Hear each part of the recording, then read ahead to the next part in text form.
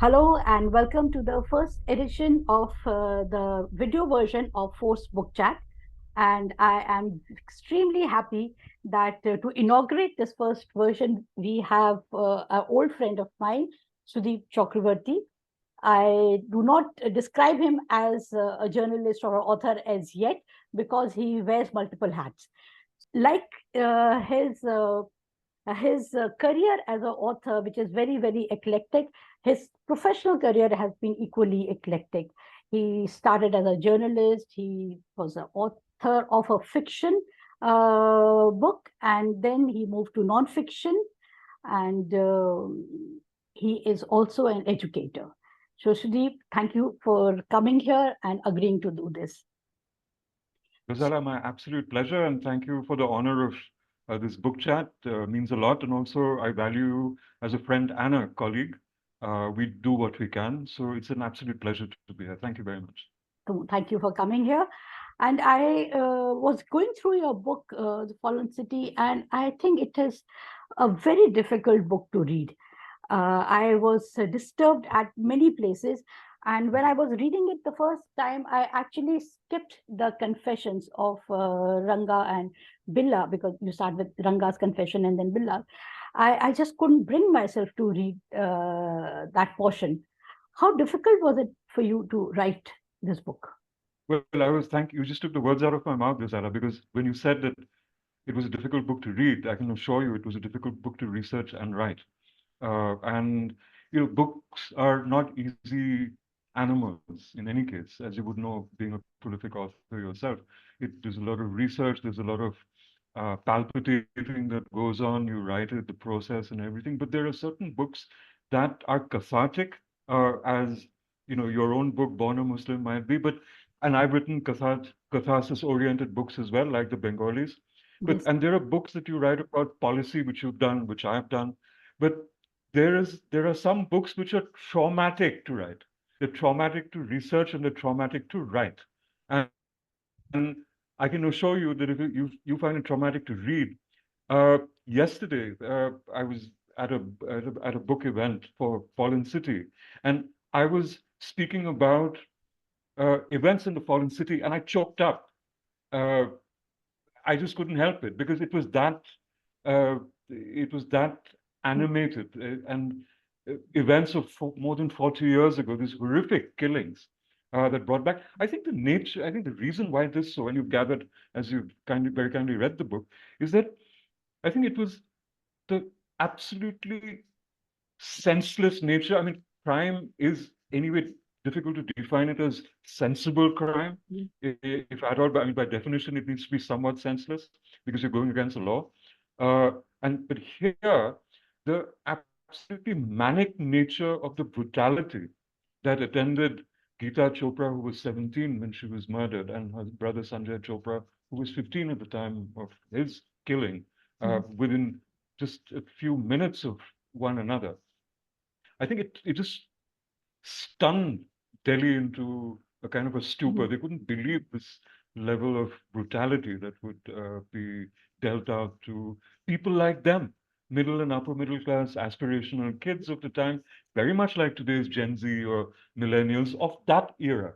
So I think it was shocking what happened, and uh, I saw the post-mortem report. I looked at the post-mortem report and I took it to a fellow writer, Ambarish Satwik, who's also a cardiovascular surgeon at Gangaram Hospital. He was horrified, and when we were recreating, because I wanted to recreate the moment or the time, and I was saying, but Amrish, would you please tell me that when does it mean that Sanjay raised his arms to protect himself? Because the pathologist's report, Yeah. the true horror comes out in the sort of very flat intonation or toneless report of the pathologist of the time, Dr. Singh, a police surgeon. But when I wanted to use that report to recreate the murder, I had to necessarily animate it.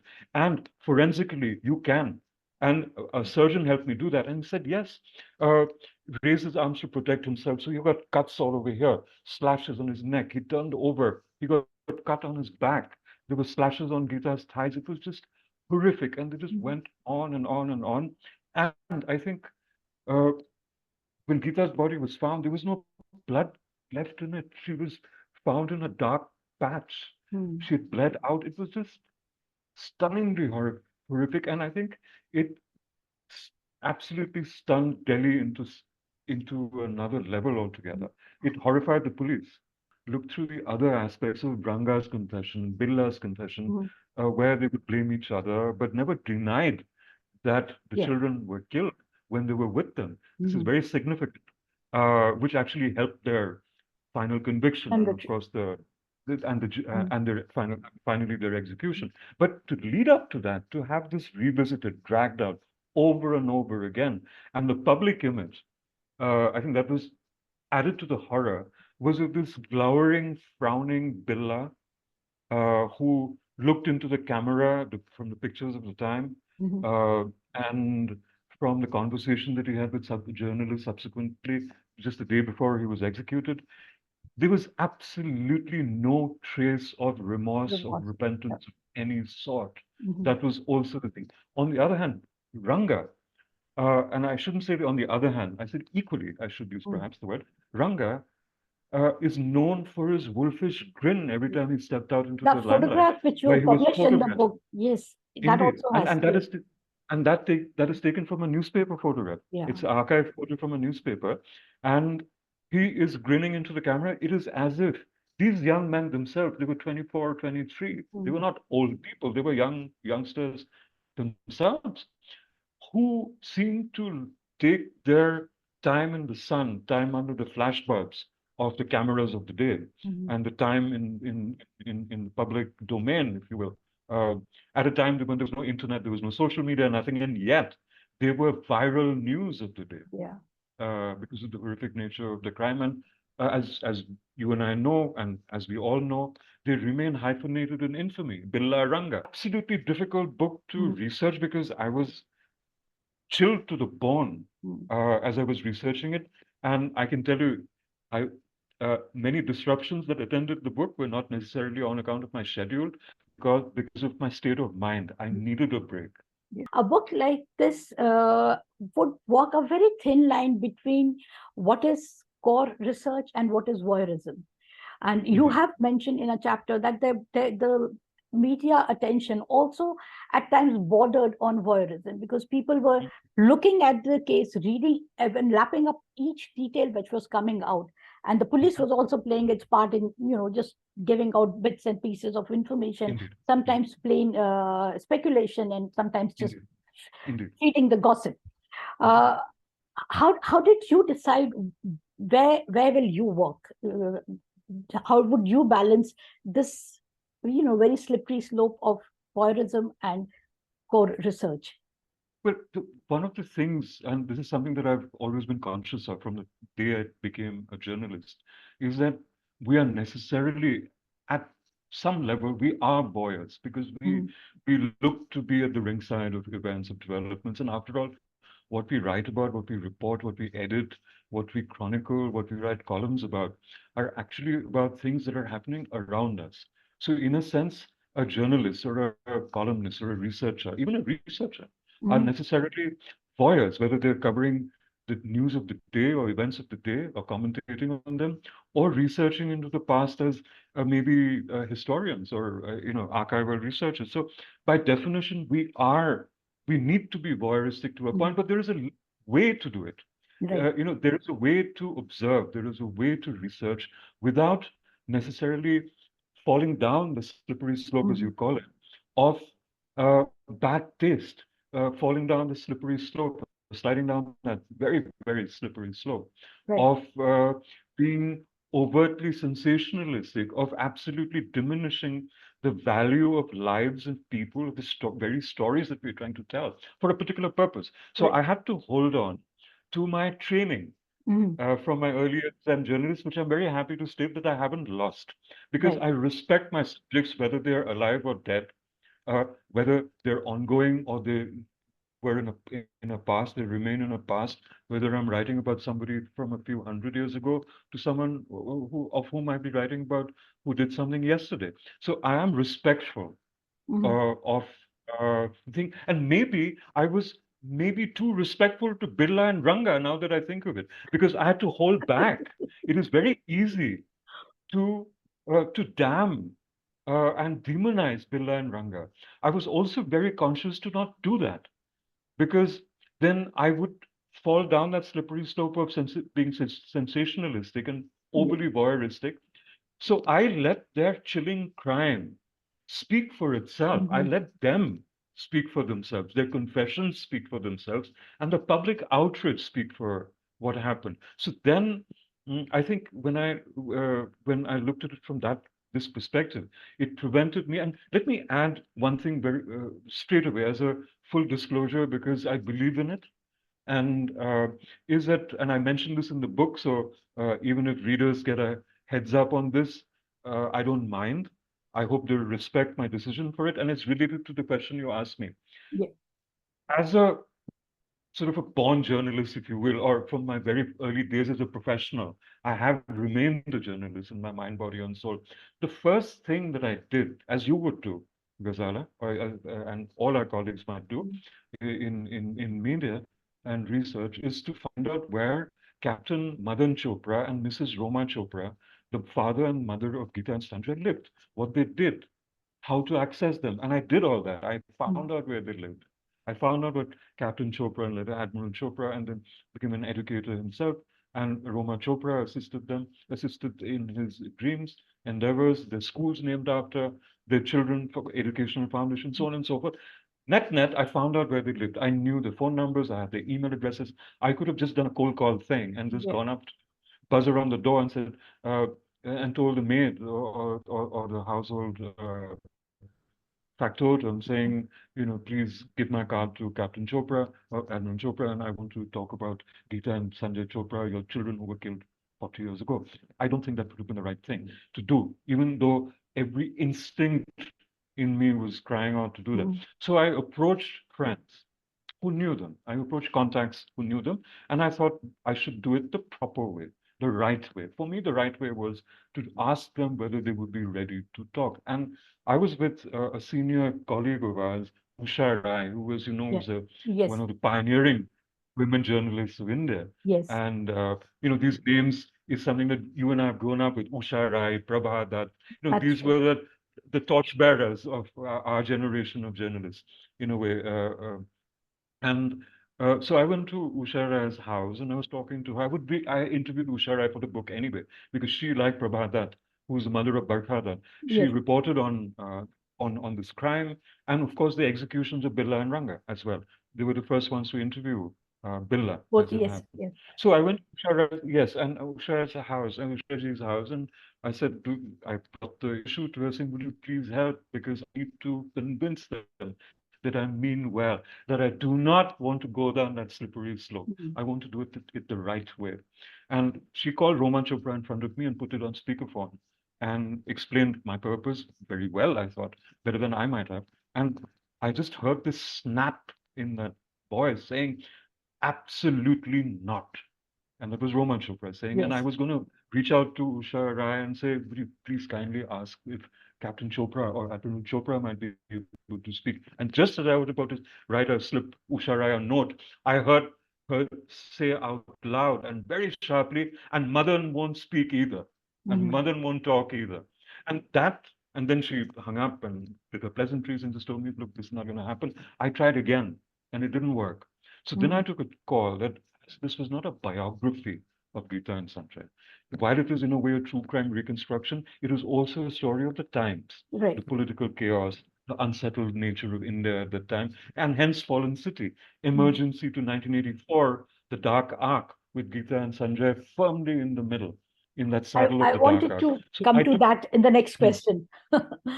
and uh, so I yeah. took a call that I Mhm. would work around it, and I would be and I'm very comfortable with my decision to be ethically right. So I think I've followed my ethical parameters for the book. My conscience is clear, and I hope that my readers, and if someday it includes the Chopras Yeah. and in their relatives or well-wishers, they would, if they come across this book, they would consider, they would see that I've done my level best to absolutely not sensationalize or trivialize the Mhm. deaths of the children of Right. Gita and Sanjay.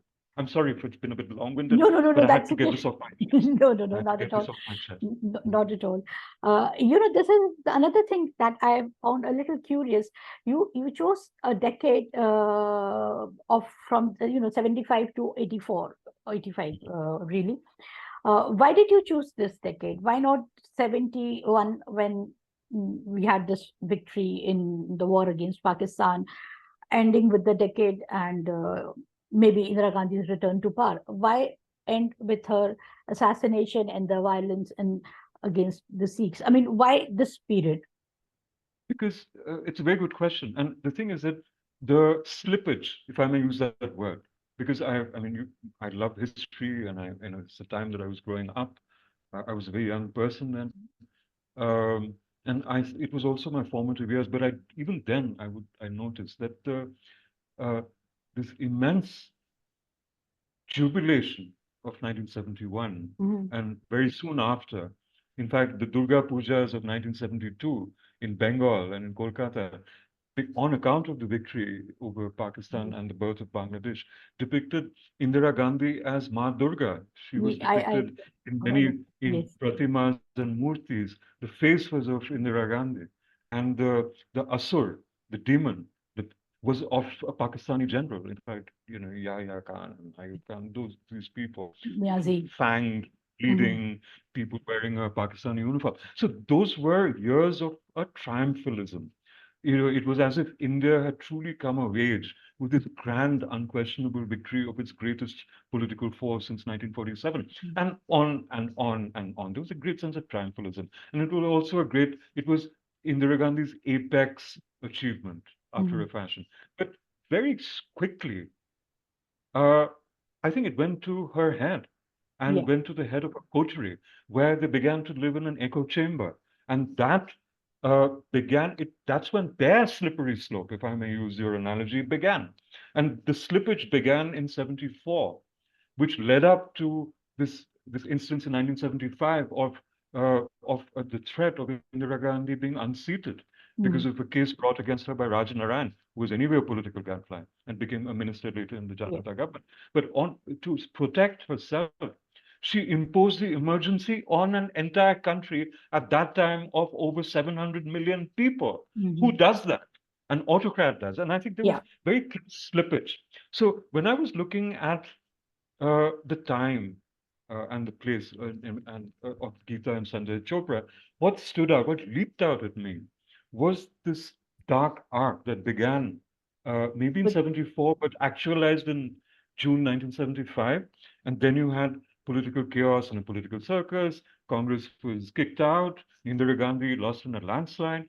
And so on and so forth. Sanjay Gandhi, the enfant terrible of Congress and a possible political heir, lost his power and his excuse me, self-importance at the same time. And you had Geeta and Sanjay, the shambolic Janata government, and post Geeta and Sanjay, when Billa and Ranga were providing us daily and weekly doses of macabre voyeurism on account of their Mhm. trial, which lasted 3 full years before they were executed in 1982.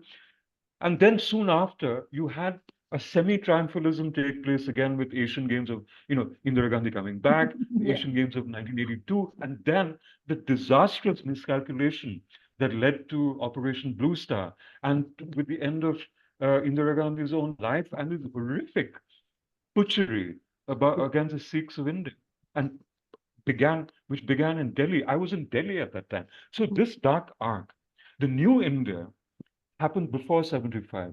And another New India 2.0, ironically, claimed by Indira's son Rajiv Gandhi, came in at the end of 84 in 1985, when this redux of the brave New India came again.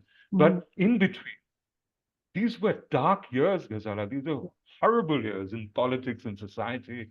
The economy wasn't doing too well. And then you had this horror upon horror being piled on to Delhi, absolutely, and as an extension across India. So therefore, this location, geolocation, if you will, in that decade, and therefore the description of Delhi as a fallen city, Mhm. because I mean, how much lower could Delhi have fallen? But as you and I know, And as our viewers know, it falls, I mean, it plumbs new depth just when we have given up. But that's Yeah. another story. Yeah. My last question on the fallen city is that this incident had a huge impact on not just me. I was in school then, but also on my family because I came from Agra. So when I was moving to Delhi for university, my uh, there was this ghost of Delhi as being an extremely unsafe place. So you have mentioned that hitchhiking was very common, but in Yes. when I was in college, it was really looked at as something adventurous. That how can you even think of thumbing down a vehicle on the road? So when I came to Delhi, and my parents were extremely worried. It was a pre-mobile era, so the landline I had to report leaving for college, report back, call home, and say I have reached home. So this image of Delhi being unsafe stayed for many years after the event. Uh, you mentioned your early impressions of the event when you were studying in Ajmer, but when you came to Delhi to work, and in '84 you were a young reporter, and I know you have mentioned that in the book that you were going for your first assignment to Pragati Maidan. What Yes, I was what consulting. Yes, go ahead, please. yeah, no, so what kind of baggage did you bring with you when you first came to Delhi? Did this thing there at the back of your mind that it is an unsafe place? It is a place where all kind of things happen. Indeed, I did. Indeed, I did. But when I came to Delhi, uh, and as you know, I call it a love-hate city. I fell in love with Delhi, and I also began to, at one level, I despised Delhi because of its this sort of implicit violence Yes, that exists to this very day. This sort of sense of entitlement that Delhi has, and I think the sense of entitlement accrues to everybody in Delhi, and even many people who come from outside and begin to live in Delhi wear this skin of entitlement and violence. that's true. And crimes happen all over the place. But in Delhi, it was evident to me because my female uh, fellow students, their experience in DTC buses, I've lost count of the number of times I've been attacked in DTC buses or outside DTC buses when I've been dragged down simply because I've stood up for a colleague or for a fellow student or a friend or somebody I had no idea who she was. But just by the action of standing up, you could get beaten up and get, you know, mistreated yourself. So I saw Delhi from that point of view. And it is an irony, I think, that Delhi has continued to be an unsafe place, that in all these years, the criminal justice system, the policing system, remain imperfect. Then, as now, Delhi police is tasked for VIPs and VVIPs and VVVIPs, and you want to keep adding the Vs, the Yeah. necessary policing action which should accrue to the citizens. And in fact, that is a motto of Delhi police, that they will watch out for you, they'll look out for you, Yeah. has been diminished by the very action, by the very deputation to the entitled of Mhm. Delhi and therefore the entitled of those who presume to rule India in our name. That's another story, I imagine. But to cut to the chase, to cut to the chase, uh, and you have Nirbhaya, and my daughter came to Delhi to work at a time, in fact, ironic, when I was researching Fallen City. Let me tell you this. Uh, when I was researching Fallen City just before COVID, some several Uh-huh. months before COVID, and my daughter, who was interning with a publishing house then, came and stayed with me for several months. So we lived together Mm. uh, in Delhi. We shared an accommodation. I was researching the book, she was working. I can tell you, Ghazala, this happened in 1978, but in pre-COVID years, when there was internet, there was Uber, I would ask my daughter to send me her live location when Mm. she was coming back to our place of accommodation, our place of residence, because I was terrified that something would happen to her. She attended college in NCR in the National Capital Region. I can tell you that for the 3 years of her undergraduate program, her mother and I were deeply concerned about her well-being. Yeah. I can tell you that even today. In fact, Uber substantiates my case. There is a health mechanism where when I'm stopped for 5 minutes or more at a traffic light, Uber or Ola ask me politely, is everything all right? Because your car hasn't moved for 5 minutes. Oh, Are you all right? That even even the app-based uh, transportation services have factored in the implicit urban violence that can accrue to usually to women and mm, girls and young ladies and teenagers to this day. So that tells you that we haven't really come too far, even though yeah, we claim to have come so far in with our economic policy and power structure and our ambitions and aspirations or whatever it is. But at the very basic level of personal security or a sense of well-being or sense of security, I don't think we have it. And that's a shame. That's absolutely. a shame. Absolutely. And for a capital city, it's really a shame. Uh, so now let's just move on to your earlier book, the one which you wrote before this. Eastern Gate preceded Fallen City. Yes, yes. So Eastern Gate was my book before Fallen Fallen City, City, actually. Absolutely. Yeah. right. Uh, one of the reasons why I wanted to talk about that is because see what is happening in Manipur. Now, a lot of people are looking at the violence in Manipur from the lens of ethnicity, that there are multiple ethnicities, Kuki and Metis being the two bigger ones. Uh, they're not looking at it from the way you have looked at in your book, The Eastern Gate, which was proliferation of an easy access to arms. Everybody has arms, and this. So, do you think if there was no easy access to arms, things wouldn't have gone so much out of control?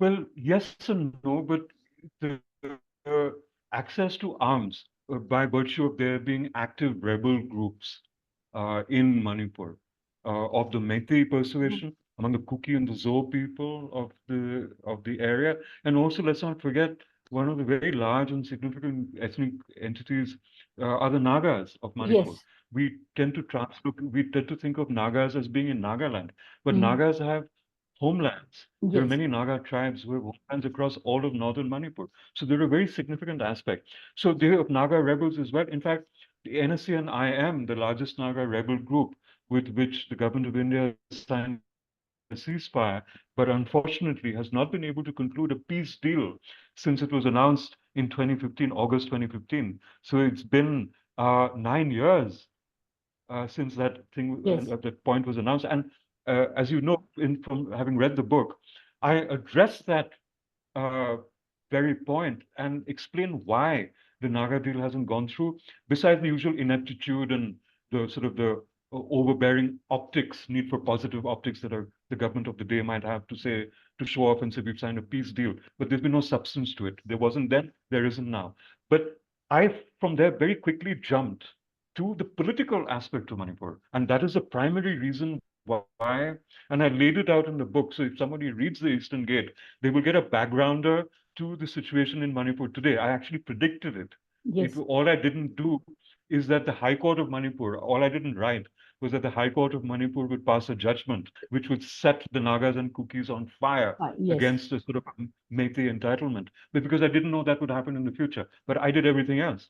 So again, very, very briefly, because we can have a whole conversation of this alone on Manipur. Uh, I firmly believe, because evidence suggests that the government of the day has looked at Manipur as a vote bank. And Mm. let us, in the interest of transparency, because there are lives at stake. There's an entire region of India at stake, and there's an entire sub-region of South Asia at stake. We're talking Yes. about 50 million people in northeastern India at stake, and our entire Act East, Look East, and Act East policy hinges on peace and prosperity of northeastern India. Keeping all this in mind, I think the greatly damaging thing is that the government of today, and the government of today will not admit it, but everyone else knows it. Even they Yes. know it, but not articulate it. So let me do it for them. They have looked at the Meitei of Manipur as a vote bank. In Mm. order to secure the vote bank, in Manipur, to my mind, and that is in Eastern Gate, I posited that they delayed the Naga peace process because the Meiteis of Manipur has always seen the Naga peace process of the framework agreement for peace that was signed in the first week of August 2015 at the Prime Minister's residence, no less, Yes. with National Security Advisor looking on, Defense Minister looking on, the three service chiefs looking on, but not significantly the Chief Minister of Manipur or the Chief Minister of Nagaland, but that's Nagaland. another story. So, what they did is that the Meiteis of Manipur have always felt that if the Naga peace process went through, it would be tantamount to acknowledging that the Nagas of Manipur, it would be just one step away from the Nagas of Manipur also integrating themselves with this reconciliated and rehabilitated Naga future. Yes. Ergo, uh, there was a danger in the Meitei mind or in the Manipuri mind that the Nagas of Manipur might seek autonomy and participate in the greater Naga project, Mhm. which anyway the peace process seeks, because the honor and all of that. So the Meiteis protested vehemently when the framework agreement for peace was announced.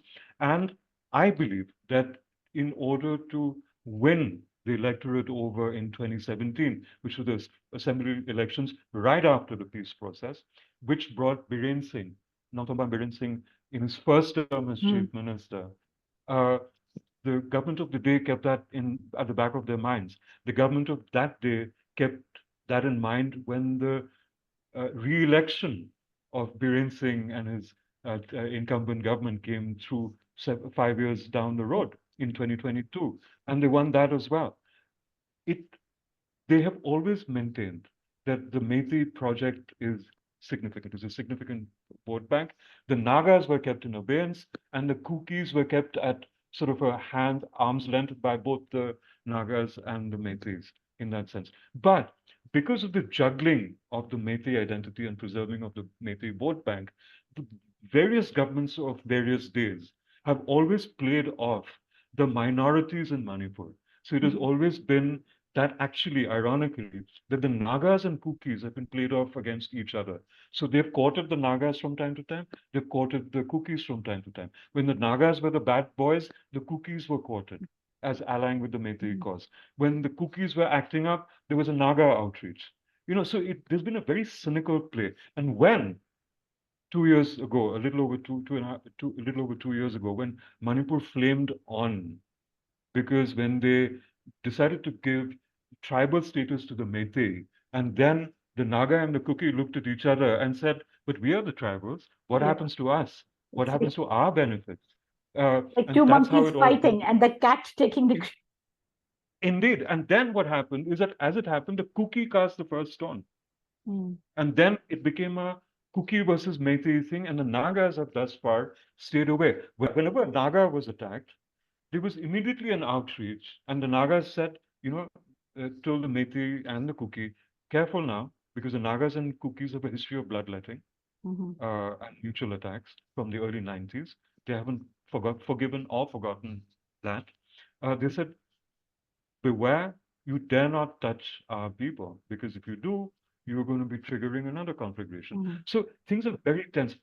As has happened, the Kukis and the Meiteis, essentially the valley of Manipur and the eastern and southern and western hills of Manipur, where you have the Kuki and Zo people primarily, are now, in effect, uh, autonomous areas, even though they geographically belong in the map of Manipur. Yeah. And there are lies being propagated. There is a government-led propaganda spin that says that the Kuki wants to break away from Manipur. And here I'm talking about root causes, Ghazala, because Mhm. over and above the arms and ammunition that proliferates the region, we need to look at these factors, these root causes. So, and I will stop after this one final point, so that you can take the conversation elsewhere.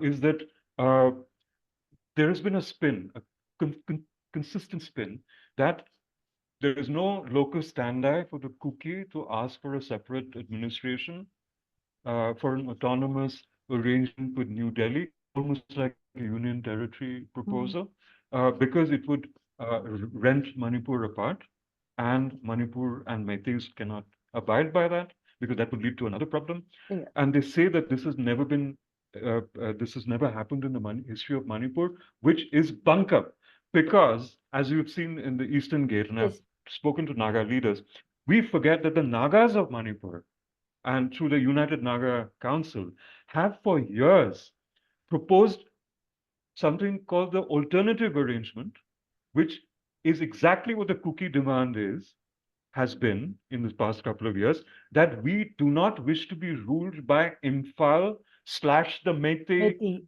conglomerate and the entitled superstructure.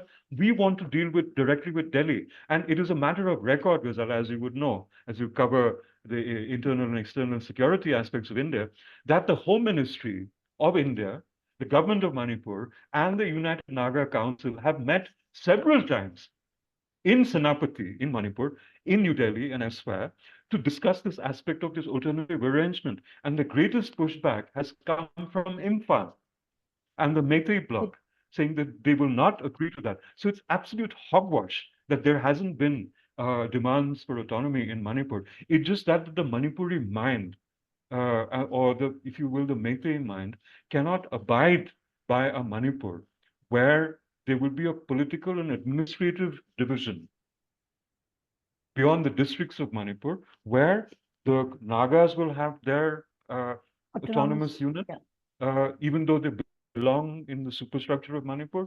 The Kukis might have it, and the Meitei will have their concentration in largely in Imphal Valley Valley. and in West Manipur in Jiribam, which abuts southeastern Assam and Silchar. Mm. So this is the powder keg.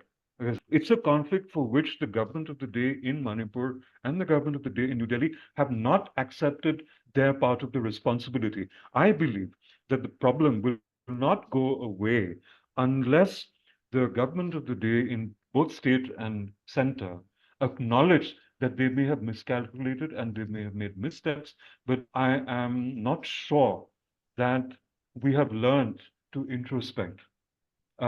And here, Manipur is far away in the eastern aspect of Mm. India, out of sight and out of mind. And it's like it's sort of something that we can keep at a bay and at abeyance because it's very far away from mainland India, as they say in northeastern India. So I think Absolutely. it suffers from distance and apathy. And it suffers from the fact that people are not realizing the errors of their ways. Mhm. And religion, I do not think plays a part in this. I Ironically, wanted to ask you that what role I is will, religion I playing will, in this? ironically, ironically, uh, it is not the cookie religion who tend to be largely Protestant Hmm. and partly Catholic, or the Naga who are largely uh, non-Catholic. I mean, the Methodist, Baptist, largely Mm. Baptist, Methodist, so many other denominations, and a handful of Catholics in that conglomeration. Ironically, it is not their religion, Christianity, largely Christianity, that is at play here. Because for them, it's always been more about their ethnic identity Hmm. first, the Naga identity, the Kuki and the Zo identity, and then the religion. The religion has always been a No, secondary aspect. So, but I was here, asking about religion. I'm sorry interrupting you.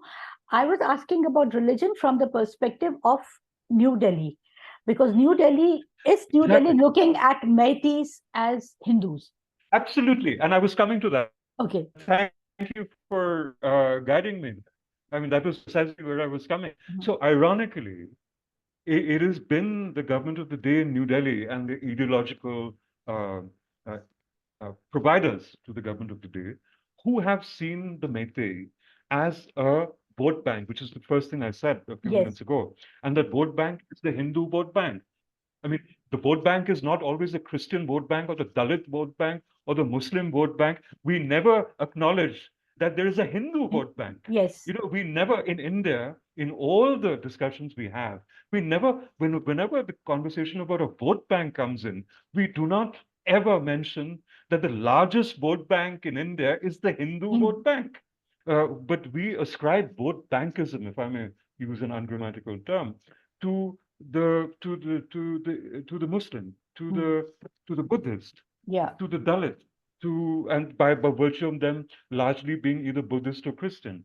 We ascribe motives to Christianity. There is no perfect religious practice in that sense, simply because, as you very eloquently explained in your book, Born a Muslim, that uh, those who those who presume to speak about God on our behalf are often the root of the problem in all Problem. religions, Absolutely. right? So and so also here, and when politics and religion, when church and state, literally, and here church being the Hindu church, if I may be so bold as to say it, when the church and state marry, it's an absolutely incendiary mix. It's it just wants a spark, and Manipur provided that spark many times over. So I think in order to protect that religious slash political vote bank, and in Manipur, I think that the government of the day in Manipur and the government of the day in New Delhi have done the people of Manipur a great disservice, and I cannot, for the love of me or the love of the people of Manipur, Meitei, Kuki, Zo, and Naga, Mhm. I have friends among all the groups, for the love of me and for the love of their lives and their security and safety, I cannot imagine why the top ministers of India and the top advisors, the national security advisors, the deputy national security advisors, top officials of the home ministry, the home minister, or, and God forbid, the prime minister, why aren't they going to the state which is on Yeah. fire, in a state where they courted assiduously by concentrating their election stumping in Manipur over and over again? This is not WhatsApp University. This is their. I mean, it is validated many times over by their own speeches and their own presence, and how Manipur is the gateway to Eastern India, Yeah. Look East policy and Act East policy. Why then is the leadership of India forsaking Manipur, the very state and whose very people they claim to call their own, and they Oh, claim that they would save? And that is the greatest tragedy among many other tragedies that have befallen Manipur and, by extension, the surrounding areas of northeastern India. It is an absolute horror and an absolute miscalculation, and to my mind, an absolute shame. And I will stop here, Ghazala, because I could go on. no, no, Over no. to you, please. No, no. Thank you so much. And I think this has been an excellent conversation and excellent inaugural issue of the first video chat. So, what's the next book on your mind? Well, I want to write a book. As you know, that I'm not a genre writer. I write I on know. conflict, I write on Yeah. resolution, on history, ethnography, culture, and of course, a true crime, uh, which is sort of overlaid with politics Mhm. and sociology. Um, I am already working on a book set in medieval India. Okay. As you know, because of people who are actively engaged in writing histories in medieval India, it's the thing in Indian writing in English Mhm. and Indian writing as we speak. So I will hold the subject a little closer to my heart, maybe for another year. But I can Absolutely. share that it's a history, and it's a history set in medieval India, of And quite a it's very a exciting nonfiction. time and place. Uh, it's It is nonfiction. entirely a non-fiction. It's entirely, it's a work of history. It is a Okay. work of Okay. historical research, Okay.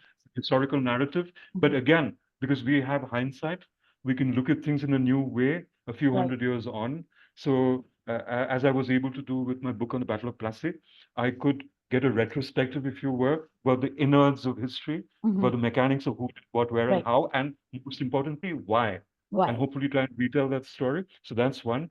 And as you know very well, because you visited us in Dhaka, Bangladesh, to give a lovely talk to my students, and also to speak at Mm. a well-known bookstore in Dhaka about your own work. Yes. You would know that I've spent nearly 3 years in Dhaka, teaching at a liberal arts university, and I've just come away.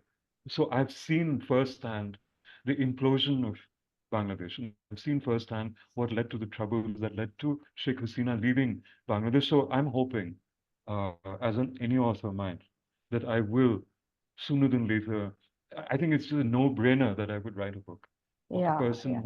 who But tell me is that there. again. I'm sorry. I thought I was ending the conversation, but that Mhm. led to another curiosity. Uh, did you sense something brewing while you were there? some kind of Absolutely. disquiet happening in the society. Absolutely. Because Absolutely. And I remember those brief 2 days that I was there, the conversations that I picked up, there was resentment against the of course, regime.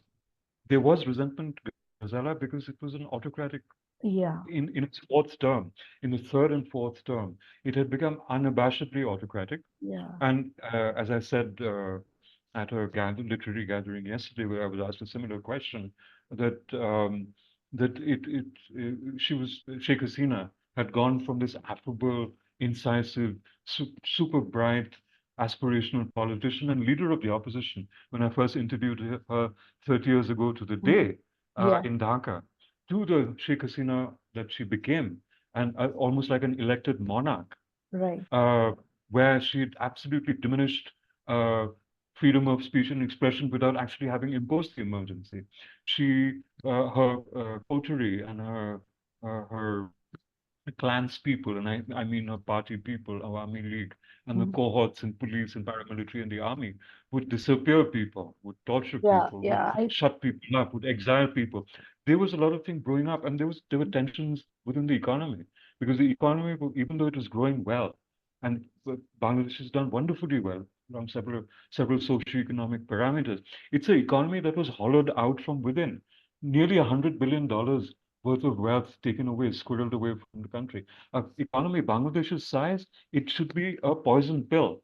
right. So there were weaknesses, there were aspirations which were not addressed. And I think that the government of the day in Bangladesh didn't see it. And unfortunately, which has led to a sort of accusations of complicity Mm. with India, is that India stood by this autocrat. India has stood by this murderer of Mm. her own citizens and students of Bangladesh. My own students have been wounded, My God. in this attack by the state. So when you equate an autocrat with killing your children, and you have statements from its declared friend and neighbor, India, and of the government of the day, saying, we stand by the government. Bangladesh are great friends of India, Mm. true, up to a point, but we also stand by Sheikh Hasina, who's a great friend of India. So you are seen as complicit in the Yes. killings that are taking place, which is what has brought India such bad optics. And you will know that I've been screaming from the rooftops, figuratively, for the past year and a half or 2 years nearly, for India to recalibrate its approach in Bangladesh, Mhm. to do a people to people outreach, not just a G2G or government to government outreach at the topmost levels, reach out to citizens, reach out to other think tanks, reach out to other political parties, and not be driven to live in a policy echo chamber, the same as Sheikh Hasina was Yeah. living in. What a Unfortunately, shame. our So now policy was, India's scrambling. yeah. Unfortunately, Sorry, you India's can. policy, India's relations were with Bangladesh were driven entirely by politics. The people-to-people connect was very little. There was hardly any interest in Indian media. I don't know if any Indian publications had correspondents based in Bangladesh or Dhaka. No, If no. And that's a shame. That's a shame Yeah. because, at one level, there was P2P Connect because let me share this with you. In 2023, the High Commission Superstructure of India in Bangladesh issued 1.6 million visas, the largest number issued by any Indian Oh, mission anywhere, to Bangladeshi citizens to visit India. Bangladeshi travelers to India superseded travelers from the UK, which includes the Indian diaspora. okay, The NRIs who come are counted as travelers. So it's USA, that's fascinating. Bangladesh, and then the UK. Yes, but the media doesn't talk about it. The Yeah. Indian media doesn't talk about it. They Yeah. do not give respect to the Bangladesh people in the way that they need to accord it. They do not acknowledge that of the $14 billion of trade that Bangladesh and India enjoy, Mm. $12 billion of that trade flows from India to Bangladesh. Ergo, by extension, by logic and economic extension, Bangladesh is providing India $12 billion Uh, worth of business and yes. consequent employment. Yes. Bangladesh is employing $12 billion worth of Indian jobs, as Mm. opposed to less than $2 billion of Bangladeshi jobs being Yeah. employed because of Bangladesh exports to India. We need to think about these things. We need to think about it as analysts, not as spinmeisters, not as media that are sort of establishment fed. I think Mm. media and policymakers forgot to think for themselves and assumed this grand zamindari arrogance That is that true. India has accrued for itself in South Asia. And as we've seen since August 5, since Sheikh Hasina came away to India, that has absolutely collapsed. The top Indian ministers and officials are scrambling to Maldives to do damage control. Yes, They're scrambling to Nepal for damage control. I'm waiting for the day in Myanmar. It's a mess. mess. Every Indian inroad into Myanmar because of India's miscalculation has gone down the tube. In Chin state and in Rakhine province, India's imprimatur are next to nothing. China's is not. They were smarter. So I'm waiting for outreach by India to I'm Myanmar. I'm waiting for a goodwill ambassador from India to go to Bangladesh. I can assure you they will not be received with warmth because Indian policymakers and Indian policy, as Bangladeshis see it, to my mind, legitimately so, policy and policymakers have a lot to answer for. So I expect a chilled period, a cooling period before Bangladesh begins to take Indian outreach and overtures with the dignity that India needs to now look at Bangladesh. yeah, I think it needs to be one of mutual respect rather than one of presumption, one-way presumption. absolutely. This has been wonderful. I think we've spoken and we've covered more areas than I intended to in the beginning, but it was very, very interesting and wonderful talking to you. All the best for Fallen City and for your next project.